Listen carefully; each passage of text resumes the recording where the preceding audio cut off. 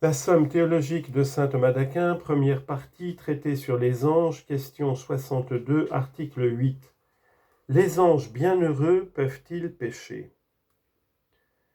Saint Augustin dit dans son commentaire sur la Genèse 11.7 que les anges ont la nature qui ne peut pas pécher. Résumé. Comme les anges bienheureux ne peuvent rien vouloir ni rien faire qu'en vue de Dieu, le souverain bien, ils ne peuvent pécher. Corps de l'article.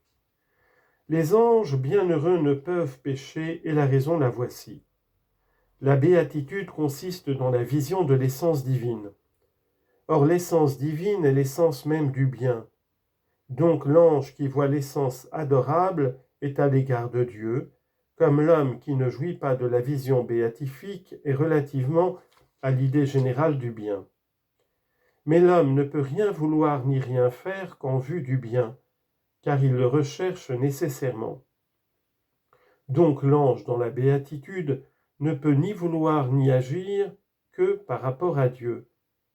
Et quand il agit, quand il veut de cette sorte, il lui est impossible de faire le mal. Donc l'ange bienheureux ne peut pécher. Première objection. La béatitude laisse subsister la nature comme nous l'avons prouvé dans l'article précédent. Or l'idée de nature créée implique la possibilité du défaut, donc les anges bienheureux peuvent pécher. Réponse. Le bien créé, considéré dans sa nature, implique la possibilité du défaut. Mais quand il est joint intimement au bien incréé, quand il y est uni dans la béatitude, il acquiert une perfection telle qu'il ne peut ni défaillir ni pécher. Deuxième objection. Les facultés soumises à l'empire de la raison peuvent produire, comme le dit le philosophe, des actes opposés. Or la volonté des anges bienheureux n'a point cessé d'être sous l'empire de la raison, donc elle peut faire le bien et le mal. Réponse. Les facultés dépendantes de la raison peuvent produire des actes contradictoires dans les choses auxquelles elles ne sont pas ordonnées naturellement. Mais quand la nature les incline vers le terme, elles ne peuvent plus agir contradictoirement. Ainsi, l'intelligence n'a pas le pouvoir de refuser son assentiment aux principes connus par les lumières naturelles. Mais la volonté s'efforcerait vainement de ne pas adhérer au bien que la nature lui assigne pour objet.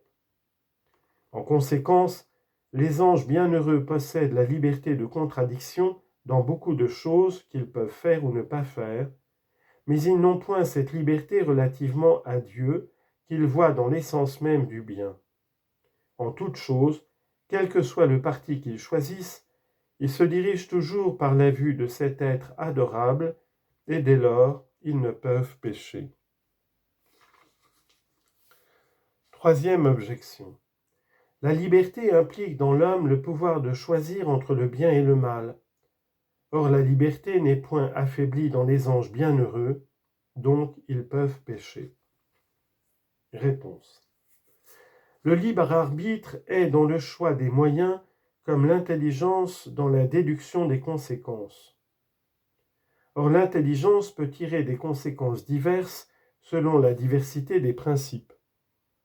Mais elle ne trouve que dans son imperfection la faculté de transgresser l'ordre des principes pour arriver à des conséquences fausses. Ainsi, que le libre arbitre puisse choisir différents moyens pour arriver à la fin, c'est une perfection. Mais qu'il puisse choisir des moyens qui l'écartent de la fin, c'est un défaut. Si donc les anges glorifiés ne peuvent pécher, tandis que l'homme a ce malheureux pouvoir, que s'ensuit-il ? Il s'ensuit que le libre arbitre est plus parfait dans les habitants du ciel que dans les faibles mortels.